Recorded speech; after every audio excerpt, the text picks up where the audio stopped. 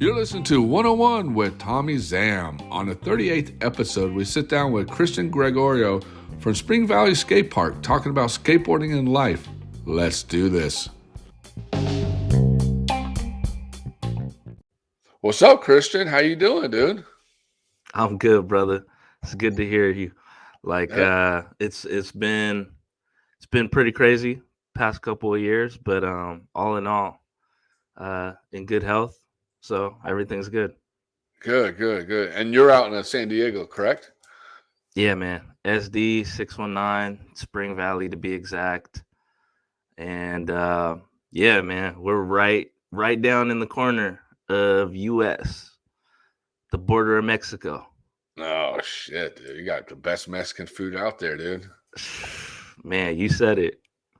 I mean, I'm stuck here. I'm not stuck, but I'm out here in good old Pensacola, Florida for right now until some things take care of, and then I can move back to San Diego. But out here, man, they got Tex-Mex, dude.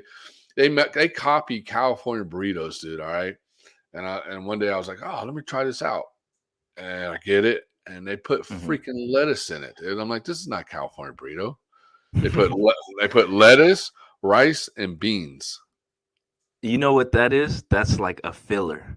When they don't want to give you like all the meat and the fries and the guac, they're like, oh, we're going to add some extra stuff to cut down on costs. Nah, that's what I think. But you know, here I just think they just don't know it's Tex-Mex. So do they call it a California burrito, or is it something else they call? Oh, okay. No, they literally call it a California burrito, and I'm just like, this ain't California burrito. Yeah. Exactly, dude. This is not. Where's the cheese? Where's the sour cream? The guacamole? I mean, they do put the French fries, the corn asada, dude. Like, you know, and they call it corn asada, but it's really steak. It's like some, like, I know corn asada is all about the seasoning and how you cook it and stuff, but you can taste the difference. It's actual steak, like steak they buy at a grocery store, you know. So when did you have your first California burrito? Like, did you come to California or did you try it over there on the East Coast? No, dude. When I moved to California, when I moved to San Diego in '95, I was working at DQ on Mission Boulevard in PB, and I remember this chick. Well, two things. I remember this chick had a sushi, and that was the first time I had sushi in my life. And she's like, "Oh, sushi," and I'm like, "What the hell is that?" And she explained it to me, and I was like, "Okay, I'm down to try it." And then I fell in love with it. And I think my first California burrito was in San Diego, in PB at Gordita House, right on Gordita House. Okay, right there on Grand Avenue, next to, used to be called Plum Crazy. It might be something now. It's a little shopping center right there on Garnett. Okay, yeah, I think that's kind of over by the Buffalo Exchange.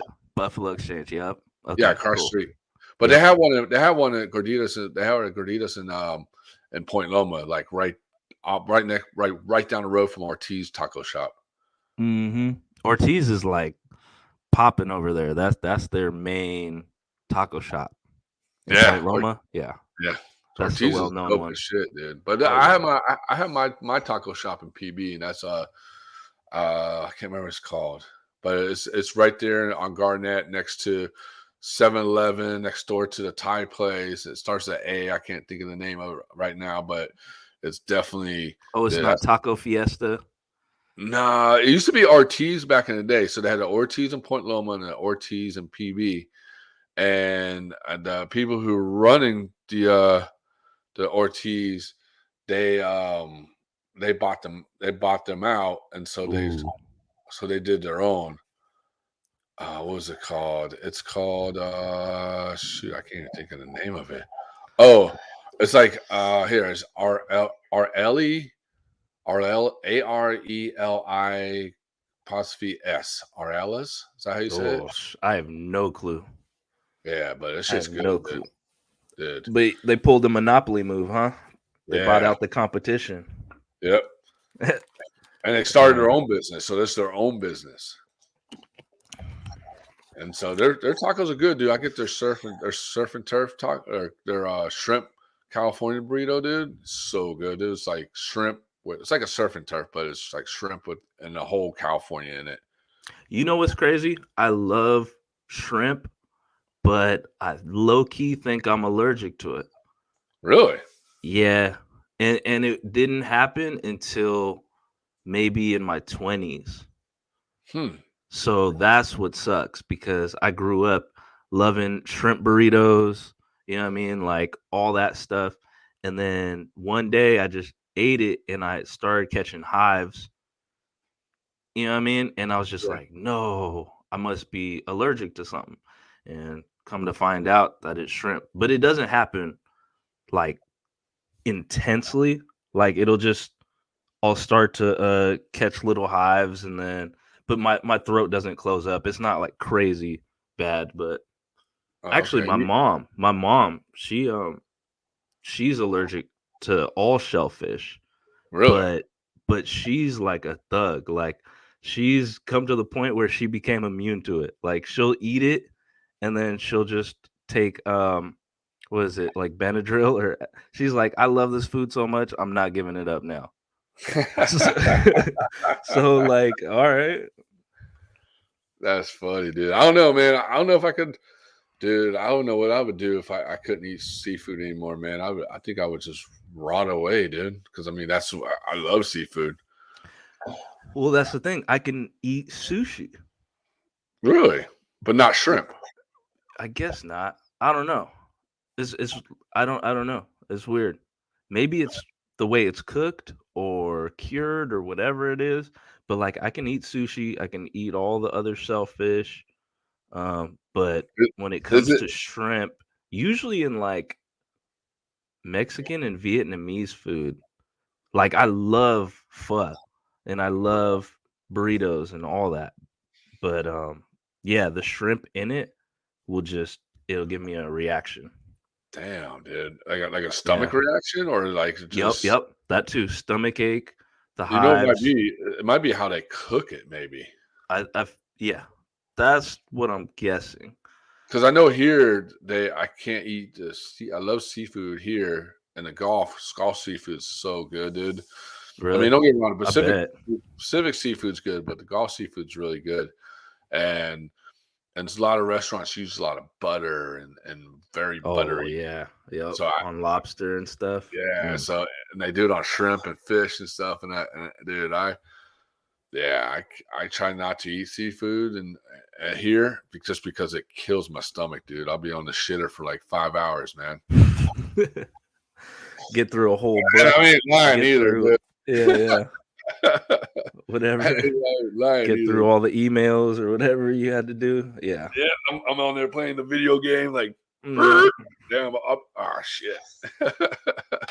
But no, it's true. Yeah, yeah. But I mean, I can eat it, but if I eat a lot of it, dude, it kills my stomach, man, and it sucks, man. Because I love seafood and I love the Gulf seafood. It's so good. And Or that's off the Gulf Mexico. of Mexico. Yeah. So you got you have some huge like Hispanic food influence, but it's usually like Cuba or something else, huh? You guys probably have some super bomb Cuban food. Well, down south, like from Tampa down, it's all Cuban food. It's all Cuban, um, Puerto Rican, mostly all Puerto Rican and Yeah, Cuban. There's some Mexican down there, but not much. right. Up here, where I'm at, it's more Tex-Mex, and that's more like quesos and Yep. beans and rice in their food and their burritos, and it's because we're more closer to Texas than Mm, Tampa is, I see. Okay, makes sense now. Yeah, but don't get me wrong. There is some downside. I found a couple good Mexican places. I mean, it's not California, but it's better. It's pretty good. But there's not that many. But mostly down there, you mostly find is like I said, Puerto Rican or Cuban or not really Brazilian or any of that stuff, man. Oh, that's good food too. I know, man. Damn, you make me hungry right now. Yeah, there's like there's a Brazilian. Do you know that place? It's called Fug Gras or something. It's in downtown San Diego, and you start off with one plate, and then they keep coming back to you. Like the waiter keeps coming back to you with another cut of meat. So you try all these different variations of Hmm. meat. It's kind of like a buffet, but the buffet comes to you. Like you don't wait in line. The waiter just comes back with another serving of whatever they have and is like, "Would you like to try this?" Hmm. But yeah, it's a really really dope experience. It's on Market Street. It's on Market Street. I have to check that out when I come back out. Yeah, yeah. Because I know there's that. Brazilian Because I cuisine. know, yeah. Because I know there's that Brazilian spot in Point Loma, dude, right behind the. I don't know if it's still there, but I remember there's a Brazilian spot behind the not the Civic Center, but the triple set. Oh yeah, yeah. The sports arena. Yeah, right behind the sports I arena. still call it sports arena. Now it's like owned by Pachanga Casino. Uh, But growing up, that's a that sports arena. that sports arena, that's where the Clippers used to play because they used to be the San Diego Clippers. Hmm. So it was like an arena, and all the events would happen there. Like I think my mom used to go to concerts there in the 80s.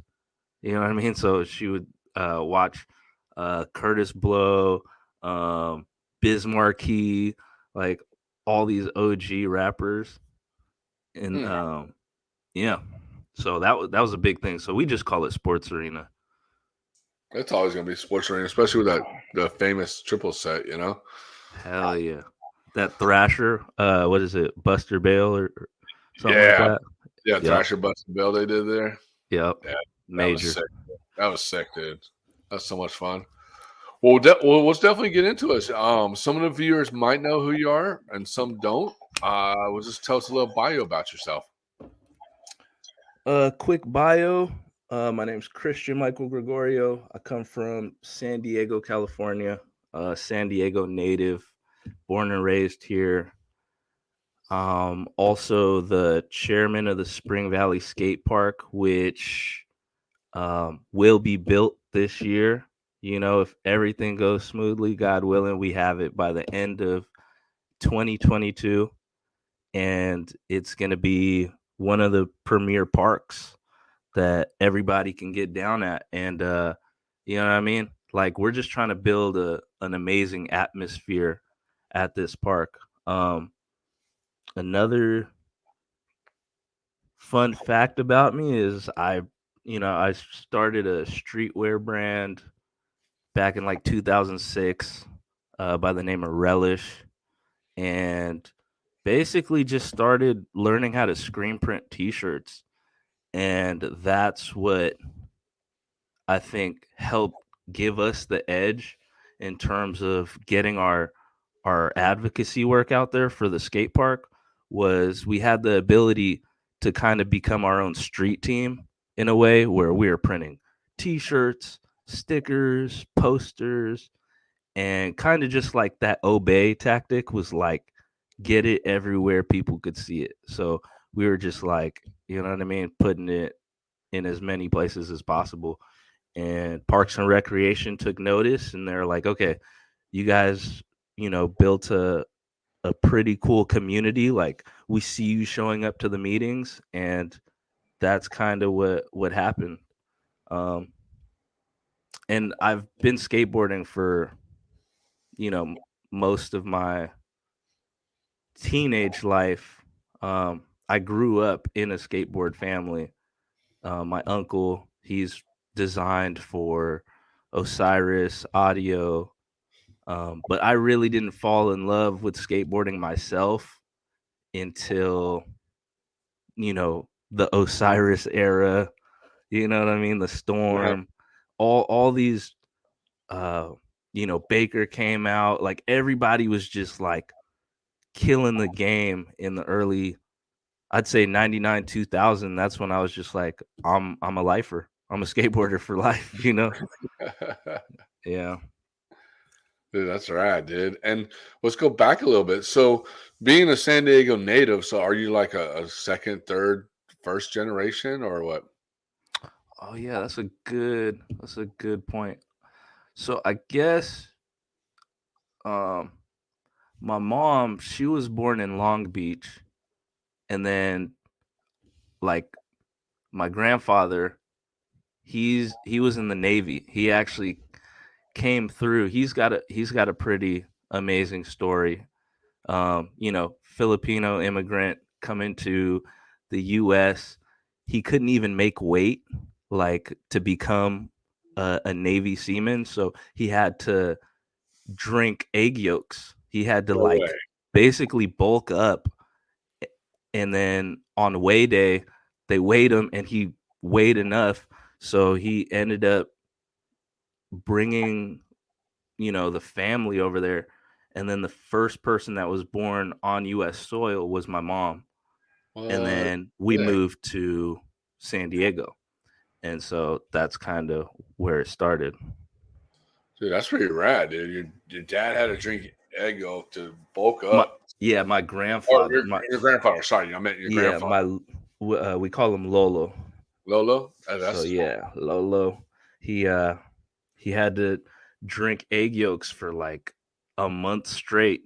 And damn. then yeah, because the United States Navy was recruiting people from the Philippines. So Mhm. my grandfather heard about it, but they had to meet like a weight requirement. So he ended up just like, for a whole month he was just like, that was his breakfast, lunch, dinner until he can gain enough weight. And so that's what got him out of the Philippines. And Damn. so that's a cool like, immigrant story, if you ask me, No, no, that's fucking badass, dude. I mean, Yeah. just to come to America, you're like, yo, I gotta drink some fucking egg yolk for months straight, dude. And I don't know if I could drink egg yolk for a month straight, dude. I'd be like, oh my god, I'm dying. Yeah.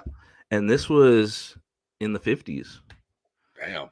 Yeah, so this was the 50s, and that was like the American dream, you know what I mean? Hmm.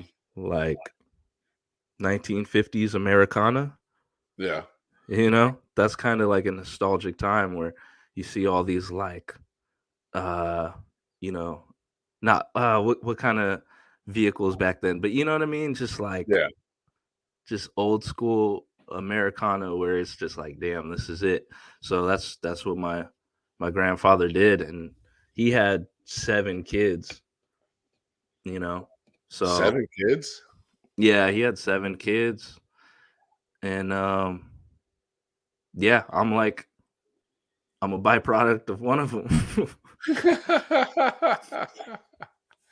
I like how you said that. I'm byproduct of one of them. Yeah. I mean, I don't know however, whatever else way to say it, but Yeah. it's just like a lineage of So it's that I look back on. so You so know? you're what? You're kind of like the second generation, kind of, you would Yeah. say? Yeah, I'd say second generation for sure. Dude, that's pretty rad, dude, to think that, man. Being a second not just of San Diego, but being a second generation of anywhere. You know what I mean, or Mm. third or fourth. Because you're like, Mhm. fuck. So, I mean, I don't even. I'm not. I don't even think I'm even. I'm not even like first or second or fifth generation of this. I mean, Mhm. it's just crazy to think that, but well, that's rad, dude. And then but you also said that your family or your family was into skateboarding, so that's where you started your skateboarding, correct? Yeah. Yeah, so my uncle, shout out my tio Ray, what up? Mhm.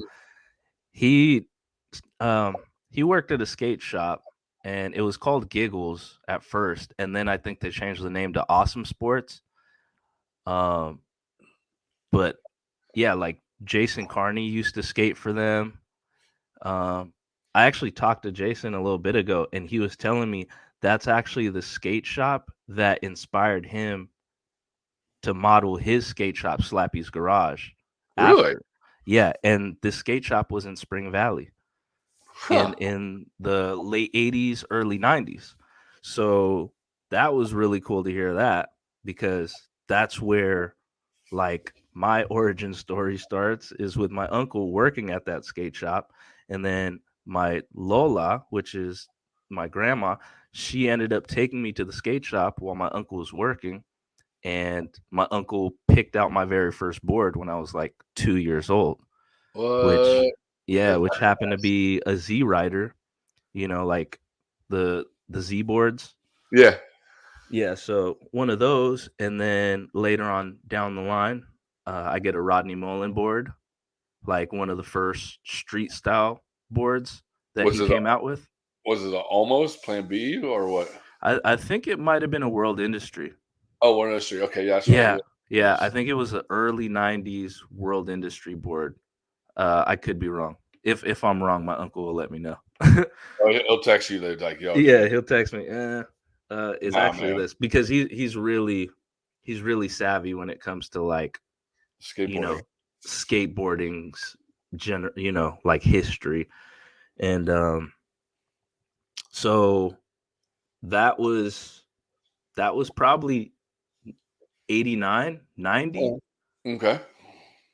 And so I was like, I would see all these like VHS tapes of like, you know, the Bones Brigade videos, um, like Lance Mountain, Neil Blender, and O, like the three guys skateboarding in the house and stuff.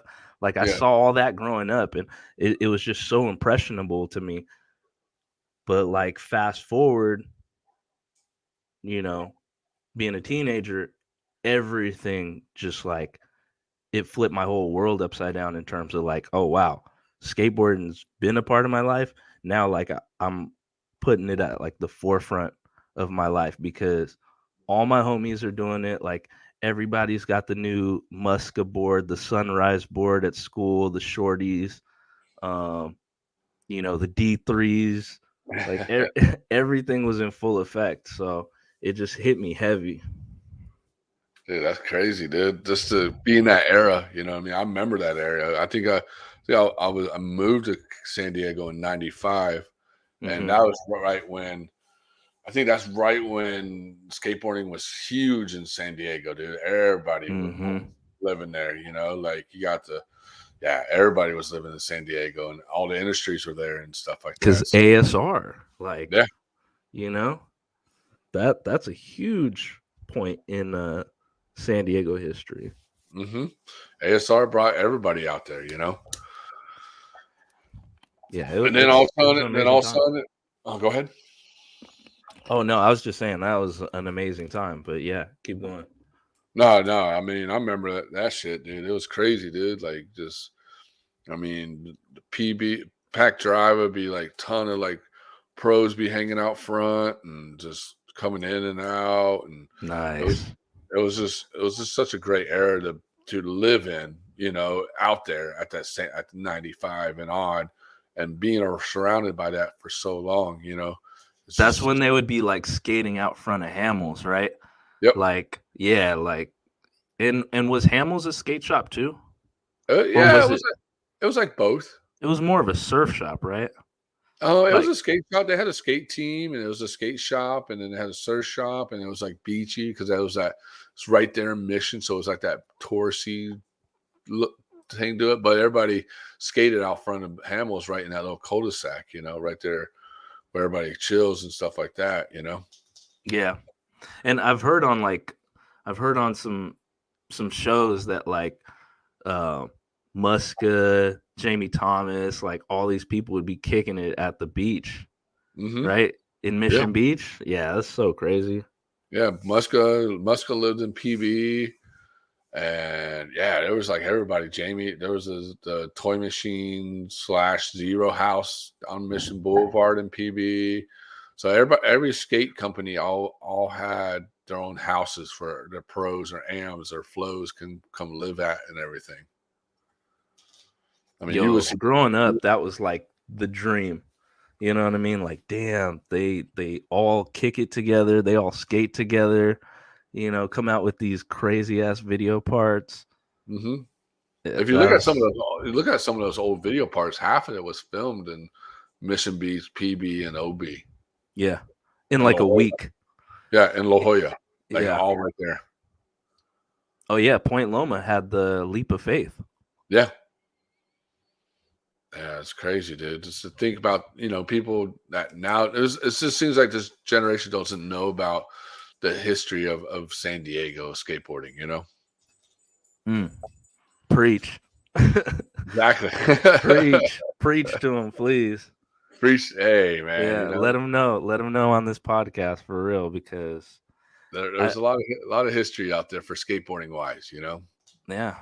It wasn't always L.A. or San Francisco, but San Diego has its moments, and I think it's going to come back around. I think the skateboarding is going to come back to San Diego because like I think San Diego's. I might be wrong. You might correct me. I think it's like the most skate parks in California. That San Diego has the most skate parks anywhere in California. I would like to think so. I mean, we could be wrong, but there's even like designated skate spots in Eastlake. Like Really? they're those were probably the first ones that popped up after OB Skate Park. Huh. And some of the older ones, 2004, 2003 came around, they started building these designated skate spots right next to the basketball courts. Like if you go to Eastlake, next to every single basketball court, there's going to be a gigantic slab of concrete, and then they just pop ledges up, they put stairs, they put all these cool little features. And I started seeing like the Young Rippers. Like, do you know who Aldrin Garcia is? Yeah. Yeah, he held like the high ollie record for a minute. Hmm. Yeah, so I would see him as like a little Grom, just like he used to ollie. There was like these stacked ledges, like gigantic stacked ledges over there, and he would just ollie up one, ollie up the other, and then do like a fat frontside flip, and just like catch it, stomp, and then just like laugh, like he's on the playground. And this is when he's like, I don't know, maybe 12, 13. I Wow. don't know. I could be wrong, but I looked at all these younger kids that were coming up around the 2000s, early 2000s to 2010 era, and I was like, oh, they got super good because Eastlake just started hooking up skate parks. So that's the plan. I think Parks and Recreation is figuring it out, as well as the county of San Diego, that like skate parks is a good thing Oh, to 100%. have. Yeah. 100%. Because where I'm at in Pensacola, they've been talking about having a skate park built here, freaking forever. But there's other cities and towns around Pensacola that have like 2 or 3 parks, or just building a new one. There's a like a redneck town that has a skate park, and I'm like, nice. It's called Niceville, and I'm like, how the hell does that spot have a skate park where there's all a bunch of rednecks in there? You know what I mean? And Yeah. you know, Well, and here the city doesn't want to put a skate park here. They I went to the city. I ran into a city council at this event and talked to her, and we had a good conversation. She asked what I do, and I said, oh, I run a skateboard media company. And she's like, oh, skateboard, we're gonna build a skate park. And I looked at her and I laughed. And she's like, why are you laughing? I said, well, because you guys have been talking about building a skate park for so many years. This guy John Shell raised money, and Tony Hawk Foundation donated money, and it's they just 2020. pocket it, huh? They just pocket that money or I, something. I have no idea, man. People ask me, where's the money at? And I'm like, I'm not involved in this. It's just not my project, dude. You know what I mean?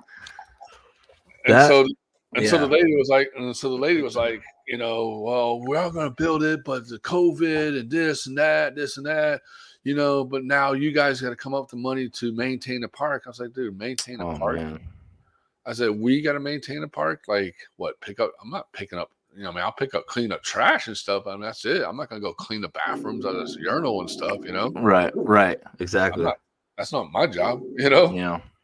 So they Yeah, I come hear up with you. that kind of crap. You know what I mean? So I don't know. That's the politics in this area, man. Skateboarding in Pensacola used to be big back in the days when I was growing up. And then, you would see, we would be skating streets, and, people that came out of here is like Chris Markovich, Scott Stanton. Oh, Scott Stanton, he rode for Zorlak back in the day with Vert, and then there was Chris Nice. Markovich came out of here.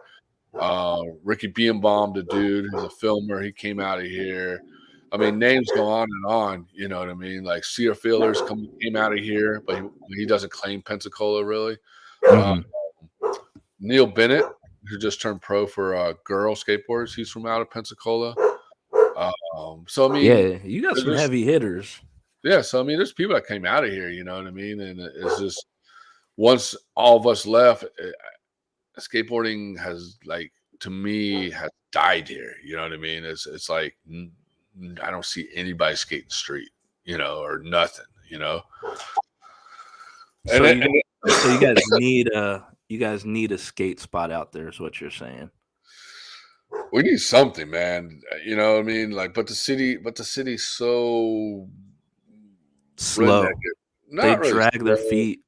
They drag their feet a lot, just because I think it has to do with one person has to, like, I've been to some of these meetings and they'll argue for a whole hour on where to put a bench. Yes. At a park, at an existing park. They're like, well, it'll probably be better over here. And then the other person's arguing, no, it's going to be better over here. So nothing ever gets resolved. But yeah. I do feel like having a team was probably the greatest asset, was building the team. I actually, sorry, my dog. It's all good, dude. Hey, yeah. He just wants to get on the podcast. He's just speaking his mind, man. You know. It's like quick shout out. He's like, yo, I'm telling Rufus what's up. I'm telling Georgie what's up. Yo, Boxy, I'll meet you in a little bit. That part right there. Yeah.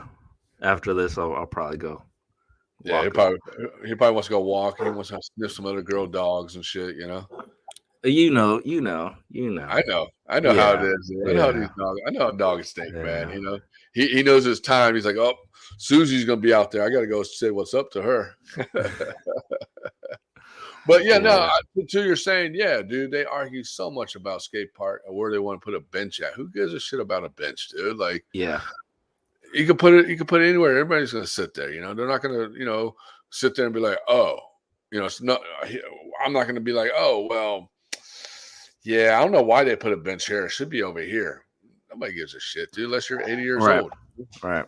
And I think what we ended up doing was, from this book that I had read, the Skate Park Public Development Guide, that it was written by Peter Whitley. He was working with the Tony Hawk Foundation for a minute. I think he's doing his own thing now. He's an artist and like an advocate for skate parks. But I read that when you go to these meetings, just be neutral, like focus on your skate park and then like let them kind of hash out the rest.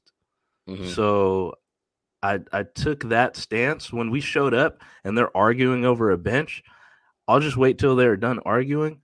And then after they're done arguing, then we would mention, hey, so, where would a good place for a skate park be in Spring Valley?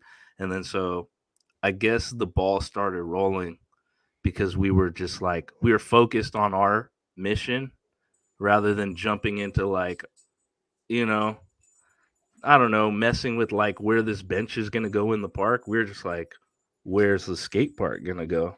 You know what I mean? Like, change the subject. Screw the bench. Where's the skate park going to go? Exactly. I mean, I know this skate park is piggybacking behind a city. The one in Pensacola they're trying to build is piggybacking riding on a city project. In my opinion, I think that's the worst. In my opinion, it's just the worst thing to do, because if you're piggybacking on a city project, that's going to take forever to get built, get taken care of, done. In my opinion, now that's what I told the council lady. I was like, that's just my opinion. There's so many places you could put a skate park. There's so many parks around here that nobody uses, and they just sit there and just grab. It just looks like shit.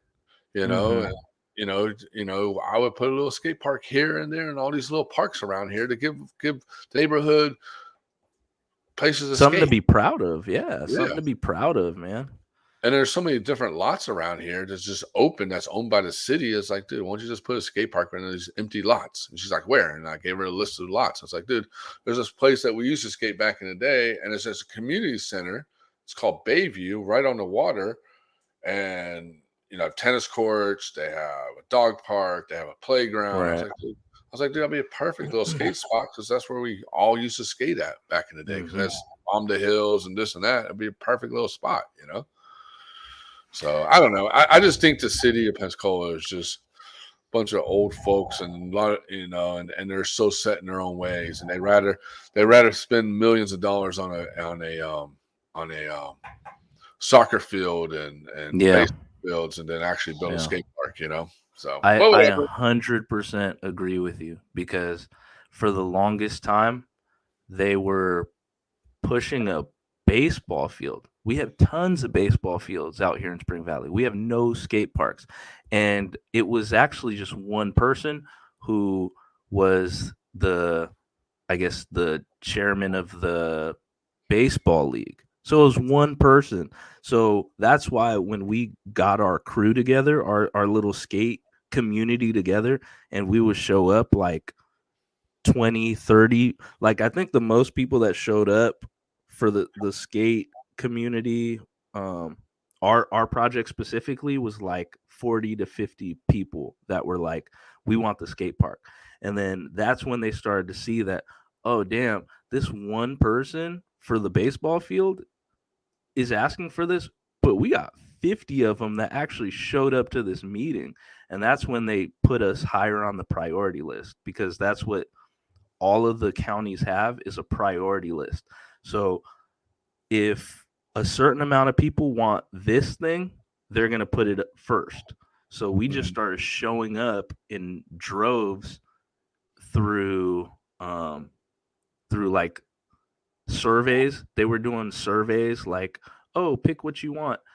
They were doing community meetings. And a lot of this happened before the pandemic, but they still have online surveys that people could just like hit a link and press skate park. So that's all they need to do. But they started seeing that like, damn, one person wants soccer, one person wants baseball, 50 or 100 people want the skate park.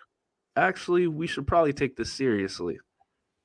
Yeah. And that's what started this huge snowball effect. And then the OGs came out. Once they started meeting people their age, like in their 50s and 60s, that are like OG skaters, but they became bankers, or they have, like, you know what I mean, a pretty official career. They're like, oh wow, okay, so this is like a tradition now. Like this is like a traditional sport, kind of like baseball has a long tradition. So now we have like 50, 60, 40, 30, all the way to young kids skateboarding. Now they take it seriously. That's just what I've been seeing through the past years of advocating. Yeah. Well, let's go back a little bit. Let's tell the viewers a little bit of history about Spring Valley Skate Park and what you're trying to do to get the park back in Spring Valley. So, I'll start with the first skate park, which was built in 1977. It held the very first bowl contest called the Hester Series back in '78, and this was one of the very first skate parks in San Diego.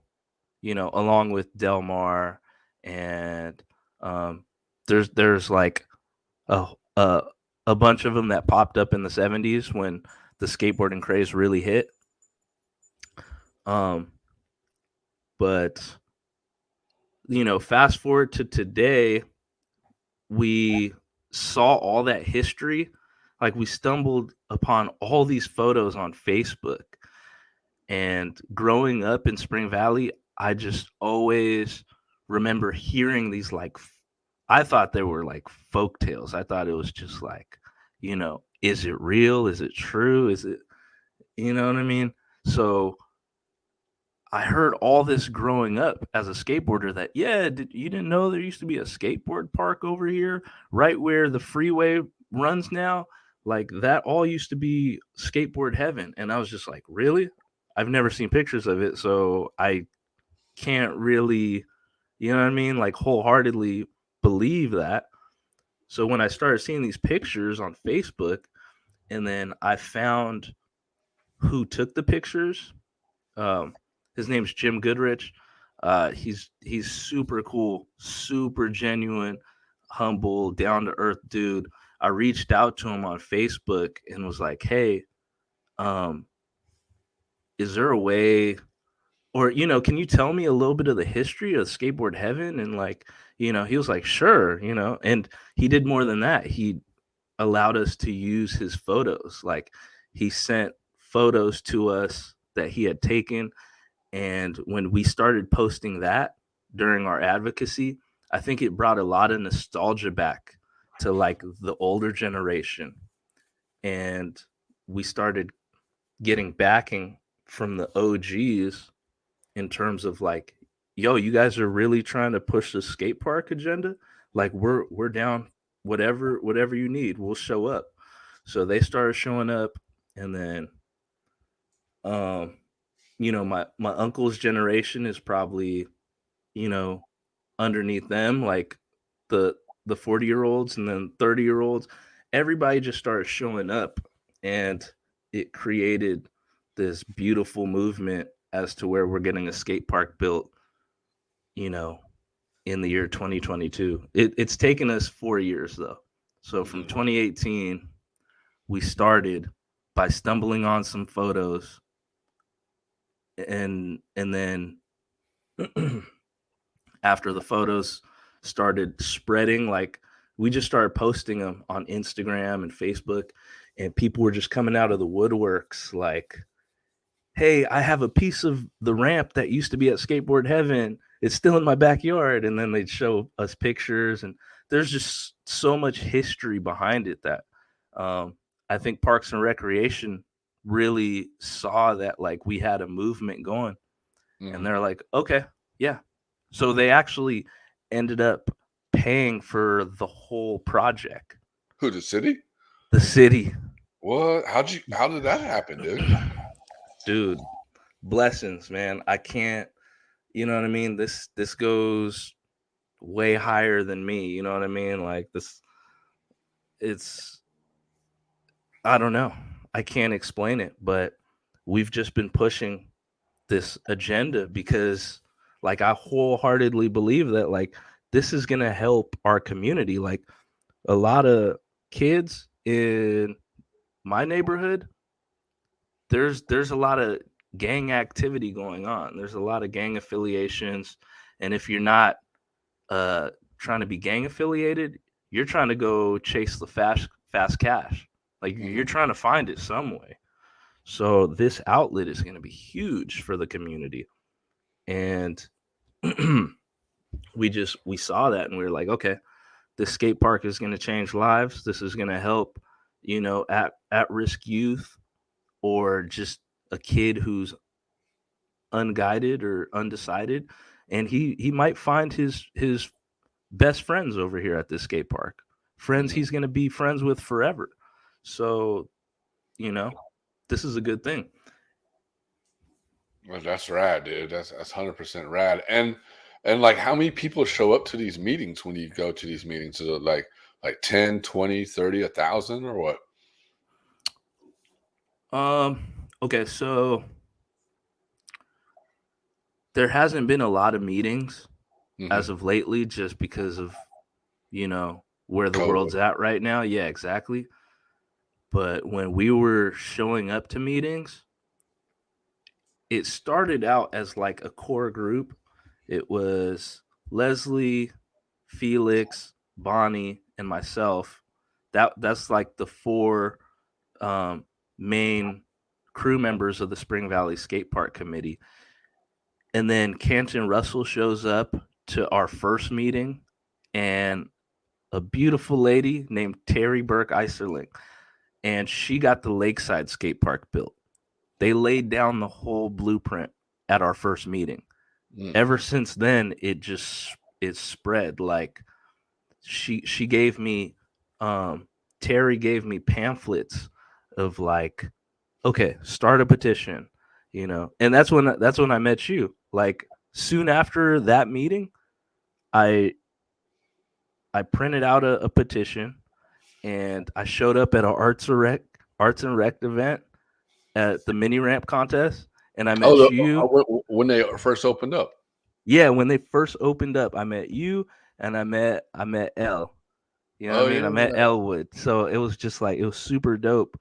And you were telling me like, yo, what you do, and I was just like, oh, that's what's up. And you signed it. You were like one of the first people to sign the petition. Oh, you make me blush, man. Nah, dude, this is for real. Like through this, I found some of my best friends. Like, you know what I mean? Like we don't even, everybody's off doing their own thing, but like when we link up, you know what I mean, everything is hella cool. So you meet like the best dudes through skateboarding. The best people, I should say. So yeah, started with the petitions, started showing up to all these events. People were super down. And then we started printing out shirts, and we got a really generous donation from a church friend. And he blessed us with like 4,000 or 5,000 t-shirts. Wow, that's fucking awesome, dude. And they were like, they had Billabong labels on it. No, so you had to cut that off, right? No, well, I mean, we gave them out for free. Okay. Yeah, like we were giving them out for competition, like just off the love that we received. And I screen print, so I was like, okay, well, you hand me the shirts, I could print on them, and then I could hand them out too. So we were showing up to like the homie Edgar from Keep the Youth Pushing. Like we were showing up to his events because we loved what he was doing. You know what I mean? He was just giving from the kindness of his heart. You know what I mean? He just wants to see kids out there doing something positive. So we're like, yo, we're back in that. So we'd give out like 100 t-shirts at one of those events. We'd go over here, give out 100 t-shirts, and lo and behold, like people were just rocking the t-shirts, and it created like this huge community. So when it comes opening day, what we want to do is we want to say, grab the t-shirt, that you got somehow, you know what I mean? And opening day, we're gonna hold like a raffle for people that have the t-shirts, you know what I mean? Like, dude, that's gonna be a huge raffle, man. Yeah. So I mean, we're gearing up for a lot of things. I just got certified to become a professional skateboard educator through UC. It's the That's sick. United States Skateboarding Education Association. Okay. So I just got done doing that this year. So we're going to be teaching like skate lessons. We're going to create like a whole atmosphere, for the beginner skateboarder who's intimidated to enter the skate park. We got you. You know what I mean? We got like, we'll help you build your skills, your basic skills, and then you could potentially find your best friends, like your forever friends at this skate park. You never know. Yeah. Yeah. Dude, that's rad, dude. Like, that's so rad what you guys are doing, man. Because, like, I mean, I don't know about other skate communities and areas and stuff like that, but I mean, what people don't, people listening to this, you got to understand, like, having a skate community or people backing up a skate community and building it and building it and building it. And, I seen Christian and his whole Spring Valley crew coming into our events, and they pack it in, dude. Like they show up, there's like 50 or 100 people behind them with Spring Valley shirts on, you know what I mean? And it's just rad to see that. And, me and Carl, who's the other co-owner of TSM Media, we love that. I mean, that's the reason why we started TSM Media, is to help people like Christian and other people who are involved into their skate community or upcoming skaters or whatever, but the main thing is about skate communities, because people got to understand, like, Christian, like, if you don't have a skate community, man, you're not going to get anything done for your city Mm-hmm. or Yep. town, whatever. That's 100% right, dude. You You you know, have to have the community behind you. yeah. And And the community not just means the skaters. I mean, you got to have like skate shops working with together. Even though, there's beef between skate shops, there shouldn't be, but there's beef between skate shops. Just close down the beef and work together. You know what I mean? And build a skate community, because if every city in the world or country in the world or whatever, or even in the United States, that get together and lower down their beefs between what clique you hang out with or what skate shop you shop mm-hmm. at, just put it all together, just put it away and put together, you can accomplish a lot, man. And I hope people listen to what you're saying. Listen to do that. Yep, you're exactly right, bro. We are more alike than different. I Hmm. think a lot of people are more alike than different, but everybody magnifies their differences, and so they stay separated. But the only way we were able to create this like community was through love. You know what I mean? Like it took a lot of love to get to where we're at. But shoot, like you and Carl, like you guys have shown us so much love through your platform that you give us a platform to talk about these things, because we usually don't get this platform unless we're like making noise ourselves. You know what I Hmm. mean? We have to, like bang on doors, but like you, man, you've helped us so much. So appreciate you, Tommie. Hey, man. And Hey, thank you for what you're doing for the skate community, and not just Spring Valley, but all skate communities in San Diego. yep. I truly believe we can make skate parks all the way to the coast. That's what we're trying to do. We're starting in Spring Valley, and we're gonna try and hit this domino effect to like once this park's open, well, we're looking for the next spot. All right. So I'll tell you the next spot is Pacific Beach needs a freaking skate park, dude. oh, you know what? Somebody just started following us. Um, they got like a PB coalition. Like somebody's got a petition going around PB. I already signed it. But yeah, they're trying to get a skate park in PB now. It has to be one, man, because I mean, there's so much history, skateboard history in PB. Bro, we PB and need Mission we Beach. need like a Venice Beach for San Oh, Diego. oh, And that hell could yeah. be PB. That could be a PB park right there. Oh, dude, I know spots we can do it at. Well, shoot. I mean, we all need to link up and get this cracking. Hell yeah, dude, definitely, definitely. And then, so you go forward a little bit. So you have a streetwear. Tell us about this streetwear. Um, it's nothing major, but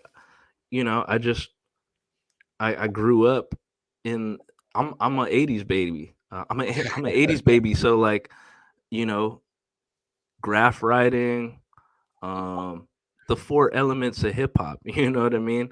Yeah.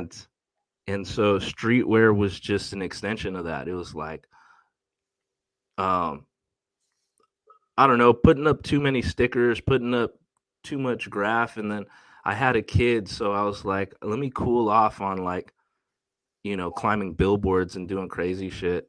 Like, let me put it on a t-shirt. You Hmm. know what I mean?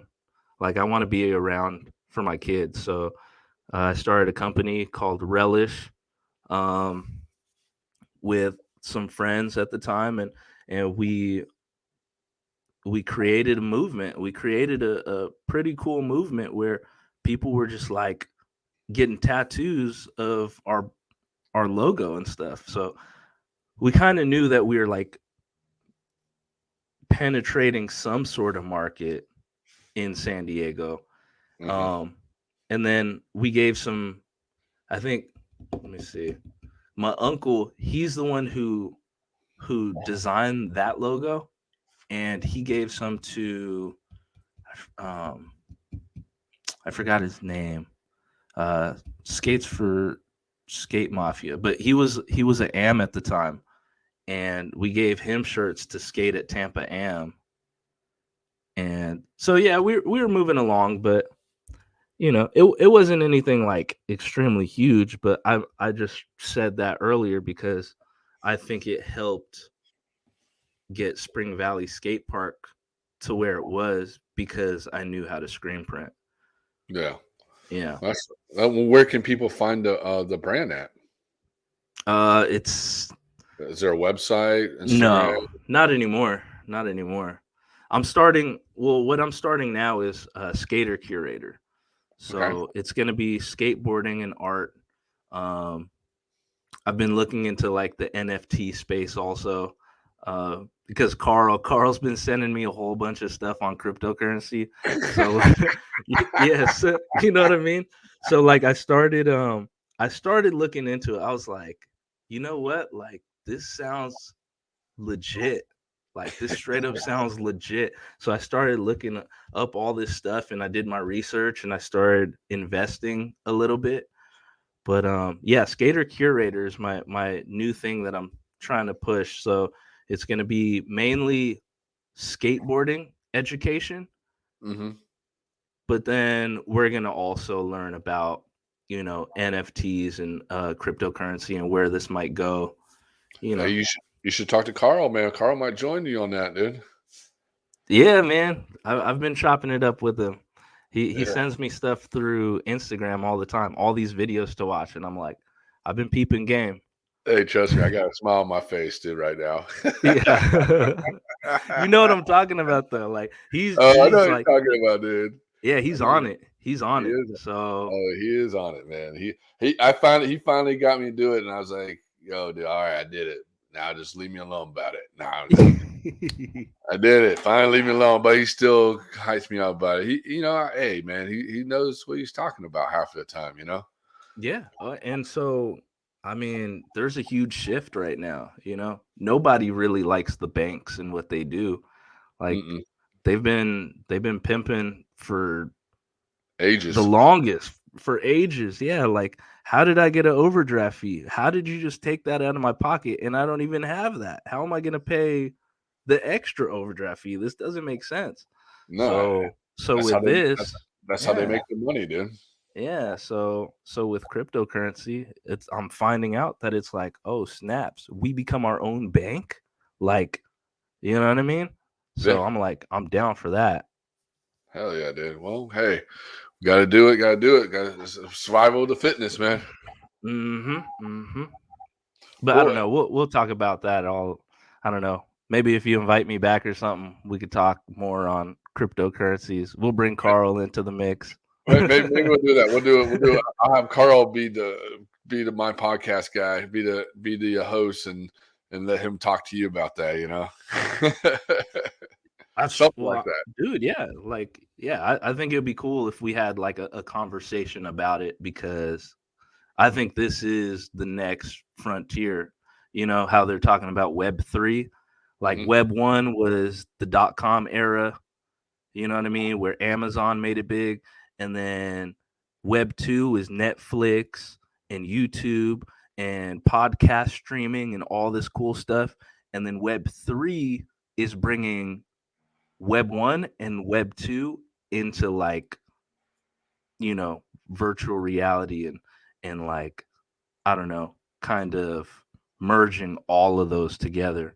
And people are making a lot of money right now. So Yeah, they are. it's a hell of a time to be alive. Definitely, definitely. Well, before we take off, what can you tell anybody that's trying to build their skate community and get a skate park built in their town or city or wherever they're at?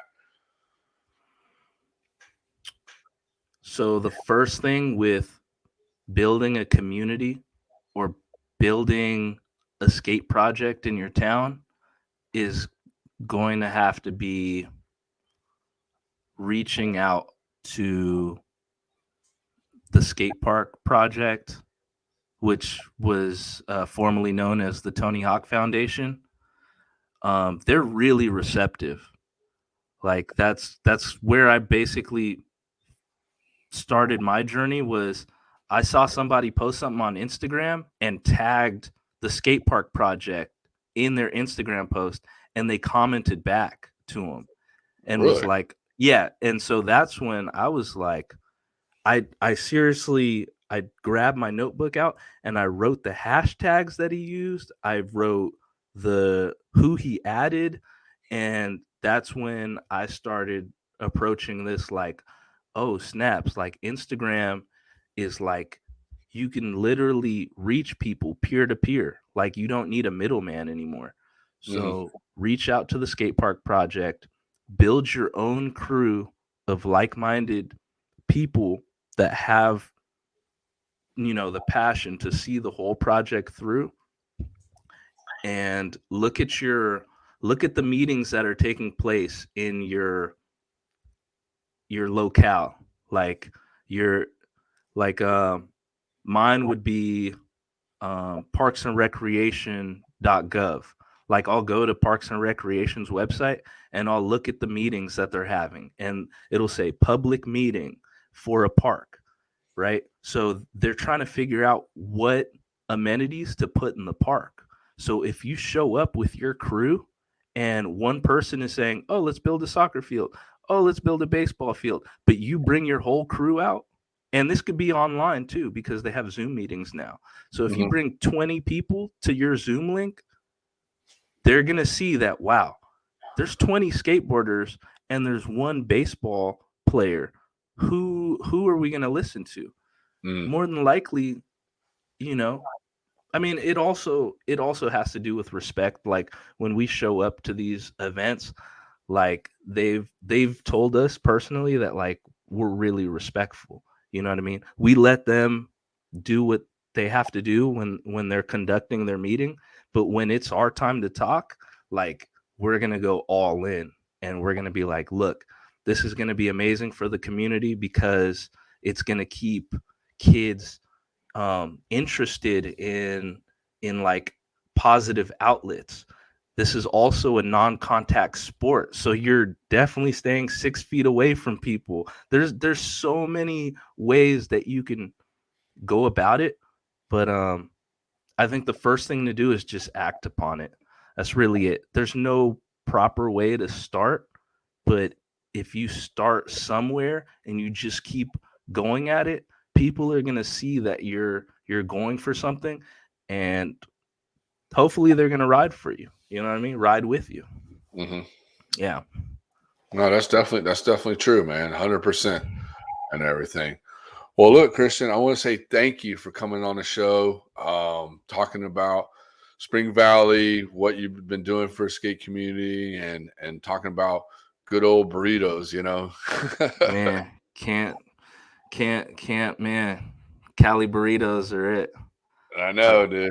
I know, man. Well, But you're a viewers, legend. You're a yeah, legend, Tommie. Thank you for all that you've done, all the wisdom and advice you've brought my way, along with Carl and the rest of the True Skateboard Magazine crew. Like you guys really hold it down. So thank keep you, doing thank your you, thing. thank you, thank you, and the viewers. Um, you guys want to come out to the next TSM live show? It should be season 5, episode 2. That will be on February 20th at OB Skate Park and Ocean Beach. It's going to be definitely a Nice. great episode. We're going to film it live there, and you're welcome to come skate the park, hang out, get autographs, whatever, listen to the band. It's definitely going to be a good one because you don't want to miss it, because I can't tell you yet who's going to be on there. It's going to be dropping soon, but it's definitely going to be a good show. And hopefully I'll see you guys out there too, you know? Yeah, major moves for sure. Hell yeah, G. Well, cool, cool. Well, definitely take care. And I will see you in a few weeks, man. We'll have to get some California burritos and go shred the streets of downtown. All right, for sure. Much love. Definitely. All right, homie. Have a good one. Likewise. Peace. Like.